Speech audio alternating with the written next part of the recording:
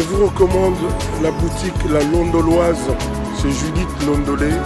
Si vous voulez être classe, chic, être habillé, être admiré. Parole de Mopao Mokonzi.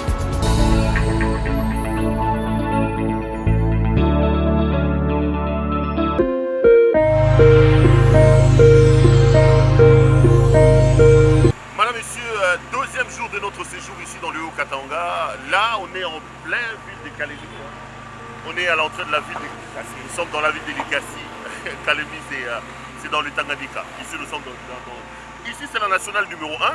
Ce matin, je vous ai amené à Kapoloé voir la concrétisation de ce que le gouvernement provincial appelle la mise en place des villages agricoles.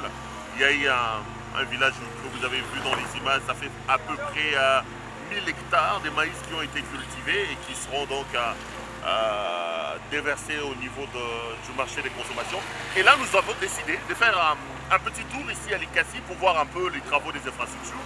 Nous sommes sur la nationale numéro 1. En réalité, quand vous regardez, c'est cette route qu'on appelle ici la route Lubumbashi, mais qui est en principe une nationale numéro 1. Elle part d'ici, elle part de Kasumbalé, ça vers la Zambie, elle traverse Lubumbashi, elle est ici à Likasi, Kolwezi, Sakania, et puis après vous traversez pour le Kasaï, Mweneditu, Mujimai, Kananga, Chikapa, Kikwit et Kinshasa. De Kinshasa, vous allez vers Matadi, Matadi, vous allez Boma, Boma, vous allez vers Banana pour la sortie vers l'océan.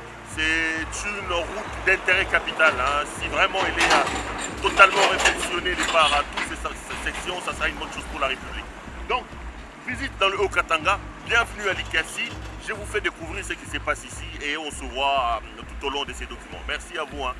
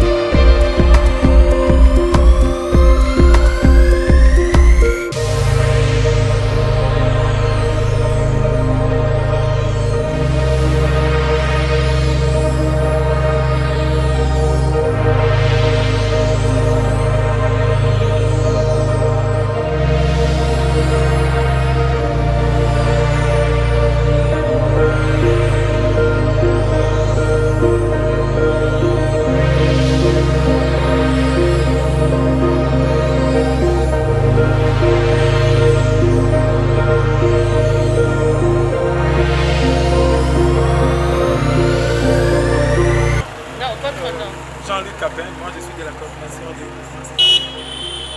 Tu as dit qu'il relie quelle commune et quelle commune? Panda à Chitourou. Chitourou, c'est une commune? Oui. Chitourou, c'est une commune là où il y a l'usine US. Il y avait la grande usine. Non, là-bas, à Chitourou. Ah, là-bas, c'est Chitourou. Et les travaux de réhabilitation avaient été lancés en quelle date? Précisément, c'est pratiquement début 2020 que ça a été lancé ici dans la ville de Likasi, surtout pour ce point. Mais il y a eu d'autres travaux qui ont été faits du côté de Chitourou, du côté de Kikoula ici, et même du côté du stade, vers le stade Kikoula lui-même. D'un fils de terroir comme Premier ministre. De l'avenue. De l'avenue, donc. Vraiment, d'abord, c'est une émotion de joie. Parce que celui-là, le fils qui est dans notre quartier, alors nous sommes très contents et souvent que nous les connaissons très bien. Il a passé quand même du temps ici et nous savons que chez eux c'était à Lubumbashi. Ils venaient ici en vacances, souvent et passaient les vacances ensemble. En tout cas, c'est une joie en connaissant la qualité qu'il a et nous sommes très surpris par ces secours.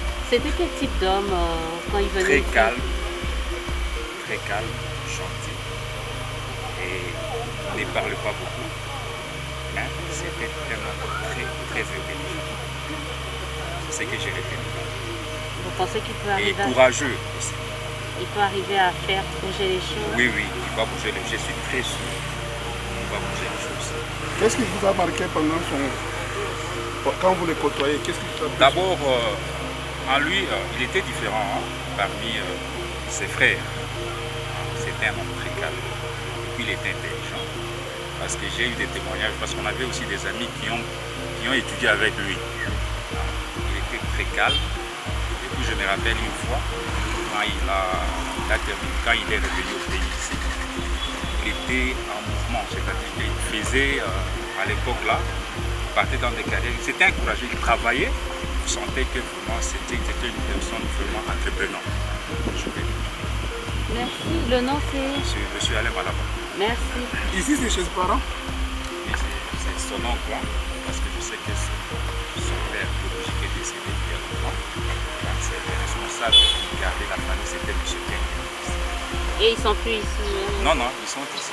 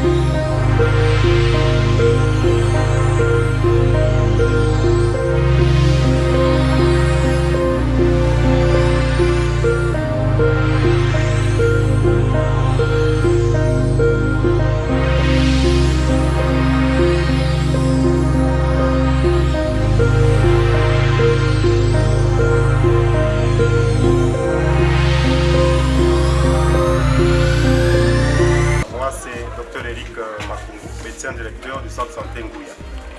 Docteur Eric Makungu. Le centre a existé il y a plusieurs années. Il a été créé en 1992. Nous étions locataires.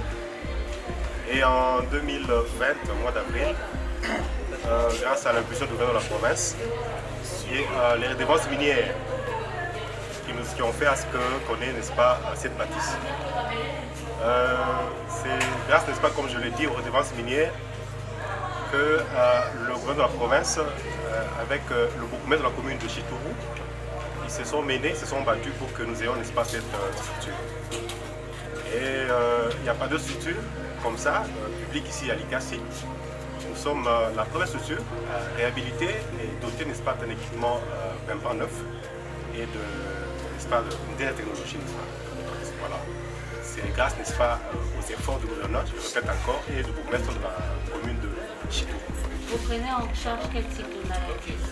Voilà, ici nous faisons la médecine générale. Quand je dis médecine générale, nous avons le 4 services, la pédiatrie, la médecine interne hommes et femmes, la gynécologie et l'obstétrique et la chirurgie. Nous avons aussi des services auxiliaires comme les consultations prénatales et les consultations préscolaires. Donc nous avons presque tous les services ici en Guyane. C'est une population démunie. Vous voyez, des gens qui souffrent, alors il ne faudra pas ajouter une autre souffrance, n'est-ce pas, ou une autre misère par rapport à la population, sur ce qu'ils ont comme problème. Donc ici nous avons des prix très promotionnels. Nous avons fixé ce prix avec l'aide, n'est-ce pas, de la communauté, c'est-à-dire du relais communautaire. Le relais communautaire, ce sont des gens qui viennent, des gens, n'est-ce pas, qui habitent le quartier, avec sourire aux lèvres. Donc c'est déjà quelque chose de bon et d'avancé. Il y a combien de lits, capacité d'accueil? Nous avons 30 lits montés. Nous avons 30 lits montés. Nous avons le service aussi paraclinique. Nous avons l'échographie, nous avons la radiographie et nous avons un laboratoire équipé, n'est-ce pas, je vous dis, des équipements modernes. Il n'y en a pas de, je répète encore une fois, ici à l'ICASI, vous aurez la chance, n'est-ce pas, de visiter et de voir. Donc nous avons presque tous les services et nous remplissons, n'est-ce pas, tous les services ou tout le programme, n'est-ce pas, d'un hôpital.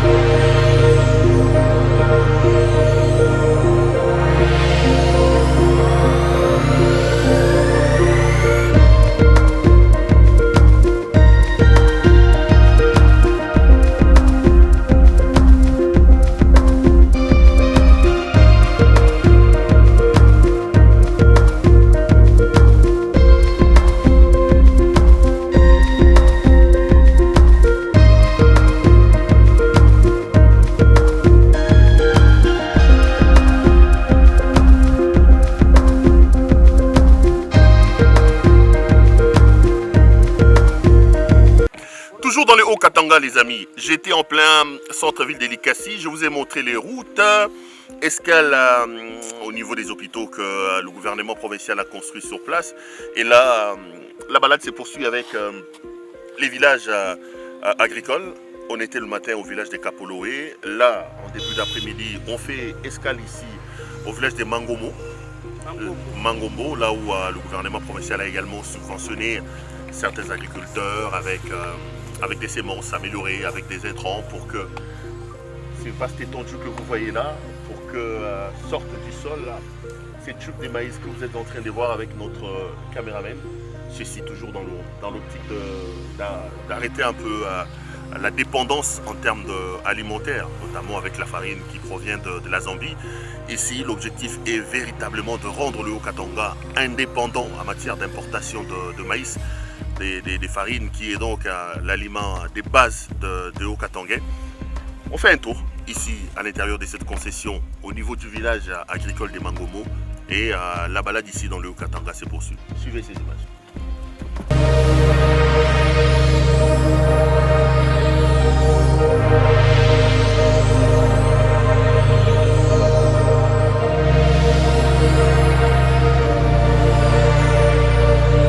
Bon, messieurs de la coordination des mouvements citoyens du Haut-Katanga ou du Grand Katanga, vous nous avez fait venir fait visiter toutes ces réalisations, Likasi, Lubumbashi. Est-ce qu'on peut avoir un aperçu global des réalisations du gouvernement Kiaboula? Comment vous avez apprécié le travail qui a été fait? Nous, dans nos missions, merci d'abord d'avoir voulu que nous puissions vous accompagner dans cette investigation pour voir si le Katanga, le Grand Katanga ou le Haut Katanga était en pleine transformation. Nous, dans nos missions, au niveau des mouvements citoyens, il n'y a pas que de lancer l'alerte quand ça ne va pas, il y a aussi d'accompagner pour la bonne gouvernance et accompagner les actions qui touchent les besoins sociaux de base.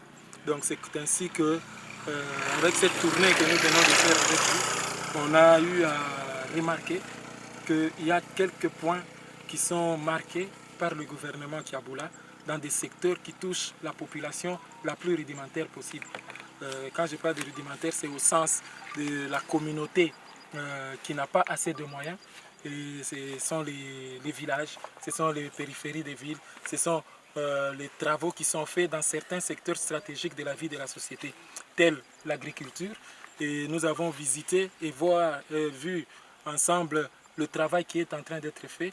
C'est plus d'une bonne dizaine de milliers d'hectares qui sont cultivés par le gouvernement provincial, qui sont aussi d'autres milliers d'hectares sont aussi cultivés ou fait cultiver ou soutenus par le gouvernement provincial pour les populations qui habitent dans les agglomérations des 6 territoires de la province du Haut-Katanga, et avec des intrants, avec des semences qui sont données en appui, et la population essaie de se prendre en charge. On essaie un tout petit peu de diminuer la dépendance vers la Zambie, la dépendance vers l'Afrique du Sud ou la Tanzanie en termes de la farine de maïs, parce que c'est ça l'aliment de base pour le Haut-Katanga, pour le Grand Katanga et même pour le centre de la République démocratique du Congo. Donc les efforts sont assez considérables dans le secteur agricole. On a vu les terres cultivées, on a vu les tonnes de maïs stockées, on a vu les farines qui sont moulues et même mises en sac pour la première fois ici dans le Haut-Katanga, qui vont servir à la population. C'est quand même une très bonne chose, parce que quand on aura fini avec le problème de la famine, le problème du ventre, je crois que le développement viendra de soi. Aussi, un secteur qui nous intéresse le plus, c'est au niveau de la santé. On a vu qu'il y a cette décentralisation des unités de prise en charge médicale, comme du côté d'Ngouya, où on a été dans la périphérie de la ville de Likasi, côté commune de Chituru. C'est une bonne chose. On a vu des marchés qui sont érigés dans des nouveaux centres ou des nouveaux quartiers, des nouveaux lotissements, et des marchés qui sont couverts à l'abri des intempéries, où il y a des restaurants, il y a des bureaux, il y a des bureaux de police, des dépôts. C'est quand même quelque chose de bien que nous saluons, nous, au niveau des mouvements citoyens, sans oublier les infrastructures, les routes, parce que il y a de cela 3 ou 4 ans, la grande plainte de la population étaient les routes qui étaient en état de délabrement très avancé. Aujourd'hui, on sent qu'il n'y a pas que les routes urbaines qui sont touchées, il y a aussi les routes dans les voies de dessert agricole qui sont touchées par le gouvernement Kabila. Donc pour ça, nous, des mouvements citoyens, on peut dire chapeau bas au gouvernement Kabila. Y a-t-il d'autres attentes que vous pouvez exprimer envers le gouvernement provincial en rapport avec ce que vous, en tant que représentant de la société civile, pouvez exprimer? Donc ce qu'il a fait, c'est un pas qui a été peut-être fait dans le programme. Quand je vois le programme triennal du gouvernement, il y avait le court terme, le moyen terme et le long terme. Déjà, on sent que dans le moyen terme, il y a certaines réalisations qui sont faites, surtout après l'organisation de la table ronde agricole. Dans ce secteur-là, il y a des planifications qui avaient été faites pour avoir des résultats dans les 5 ans. Mais déjà dans les 2 ans, on a des résultats. Je pense qu'on doit l'encourager dans ce sens. Et surtout, chercher à ce qu'il y ait plus de mécanisation de l'agriculture, parce qu'on a vu que quand c'est fait à la main pour certains agriculteurs ou cultivateurs, ça va un peu plus lent, de manière lente. Il faudrait que ça soit un peu mécanisé et ça peut permettre que l'on cultive plus d'hectares et que l'on se batte pour avoir plus d'autonomie en matière de dépendance extérieure, parce que c'est ça le grand problème. Le Haut-Katanga, c'est la province d'entrée des denrées par la Zambie, par l'Afrique australe, et qui couvre toute la République démocratique du Congo, surtout dans son centre et au niveau de l'Est.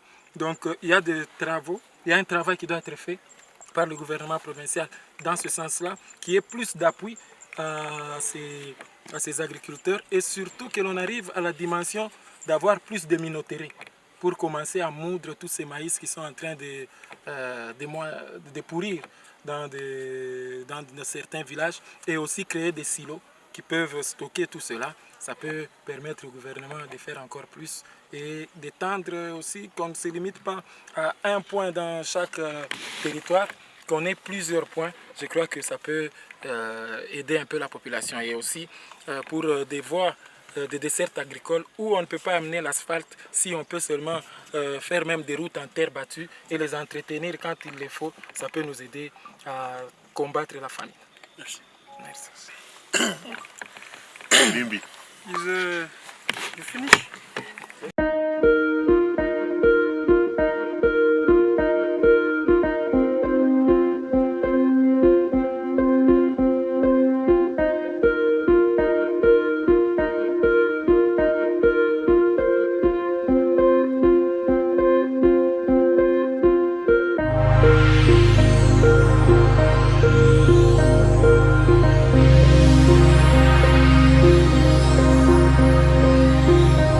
Thank you.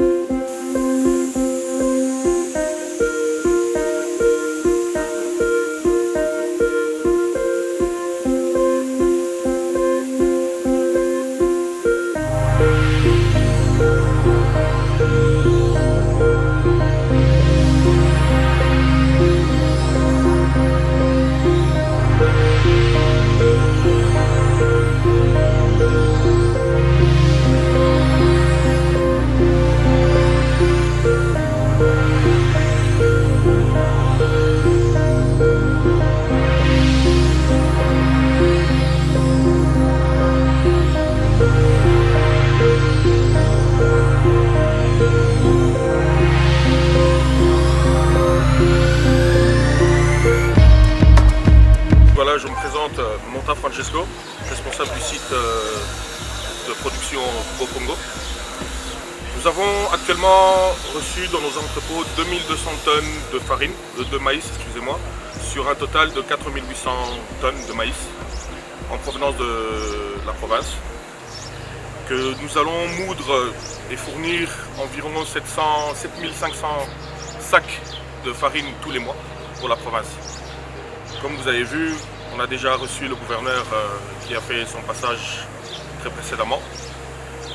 Et nous espérons que la collaboration va continuer tous les ans avec cette redevance ou cette réception de maïs que la population redonne au gouvernorat pour permettre à ce que la farine ait le même prix, qu'on n'ait plus à recourir à la Zambie ni à l'Afrique du Sud.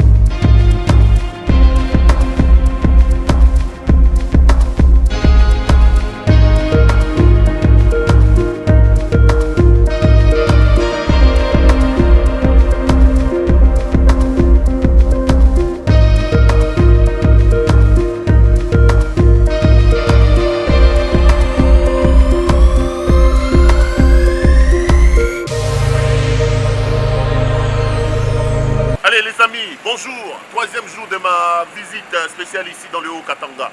J'étais avec vous hier à Likasi, je vous ai fait visiter ce qu'on appelle ici village agricole pour que vous voyez un peu ce que le gouvernement provincial a décidé de faire ici dans le cadre de la suffisance alimentaire. Ici, pour ce troisième jour, on rentre un peu d'une certaine manière dans les travaux des infrastructures. Le matin, on était à la minoterie pour voir comment le maïs qu'on récolte dans le cadre des villages agricoles vient à Lubumbashi pour se faire moudre avec le contrat que le gouvernement provincial a signé. Aujourd'hui, là vous êtes sur ce qu'on appelle la chaussée des Kasenga. C'est une chaussée d'extrême importance pour la ville de Lubumbashi parce qu'elle traverse les 4 grandes communes de Lubumbashi. Katuba, Washi, qu'est-ce que j'ai dit? On reviendra donc. La chaussée traverse 4 grandes communes. Donc, le gouvernement provincial a décidé de réhabiliter à peu près 7 km. C'est une voie à 4 bandes. Je vois il y a 1 mètre d'accotement de part et d'autre. 4 voies, des bandes avec des séparateurs prévus et la lumière pour le soir. Les travaux se poursuivent donc ici. On continue un peu la balade. Ça vous permet de voir un peu ce qui se passe ici à Lubumbashi. Bienvenue à notre balade dans le Haut-Katanga.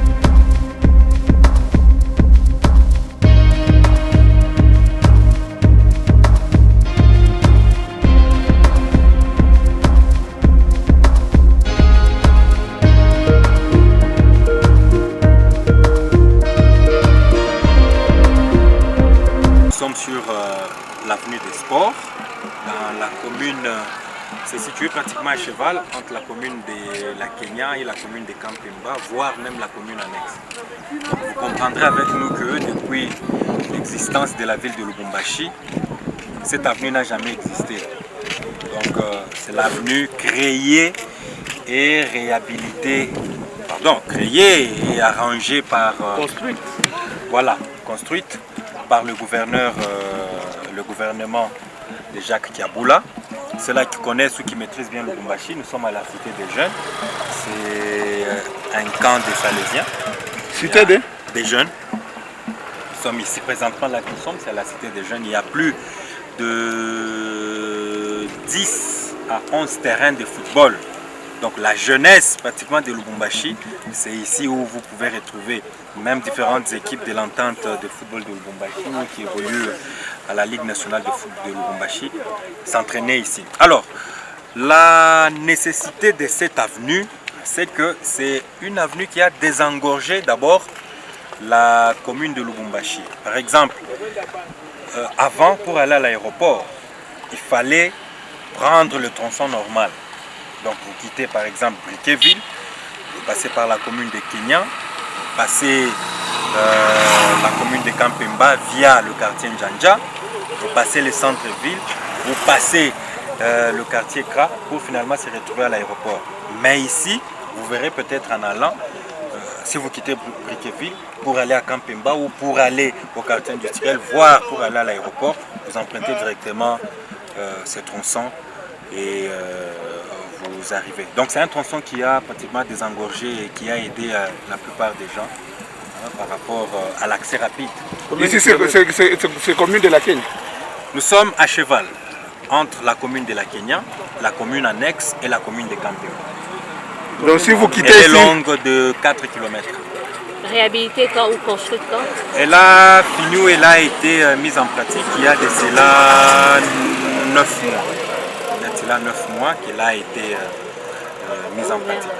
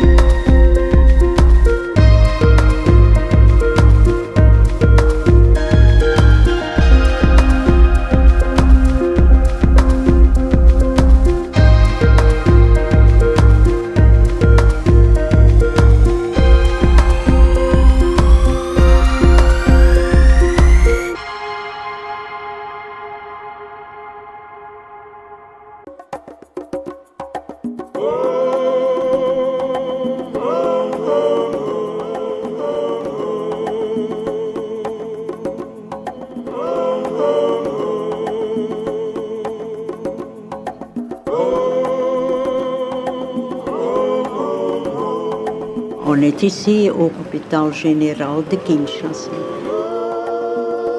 Je suis arrivée en mars 1952. J'ai demandé à nos supérieurs et à la congrégation de m'occuper en priorité pour les indigents. Nous devons les aider comme missionnaires. Sœur Angèle a été un ami proche de la Gertler Family Foundation depuis sa création. Sœur Angèle, de nationalité belge, possède une connaissance approfondie des soins de santé et d'autres besoins de la population. Elle recommande des projets à la Fondation et des organisations qui sont d'excellents candidats pour le financement.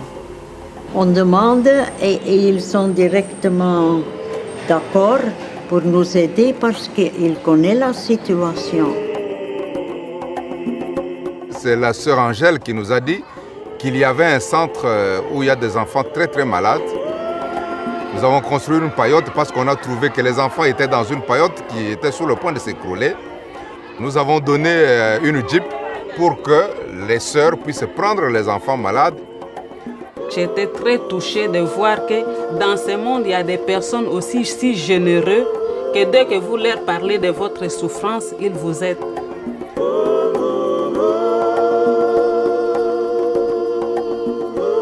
Les sœurs de Mama Yemo qui m'envoient toujours, ils me disent « Je vous envoyer quelqu'un, Père, parce que je veux que vous souffrez beaucoup. » Quand ils ont entendu ça, ils ont pris contact avec Père Hugo.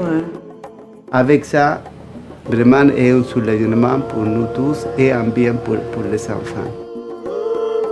On ne peut rien faire quand on n'a pas de dons d'ailleurs. La sœur Angèle s'est dévouée, elle s'est donnée vraiment corps et âme pour ce service. Et c'est comme ça qu'elle a donné aussi à nous, ce jeune sœur, ce goût-là et le courage de continuer. C'est une maman pour moi. C'est une maman. Elle me produit beaucoup de conseils. Donc, et ces conseils, ça m'aide à grandir dans ma vie. Oui, je voudrais faire la même chose. Si je devais revivre encore la même chose, pour moi personnellement, oui. Je suis très contente de ma vie et de ma vie missionnaire et de ma vie comme infirmière ici. Ça, c'est votre vie. Ça, c'est notre vie, oui. C'est une belle vie, comme missionnaire.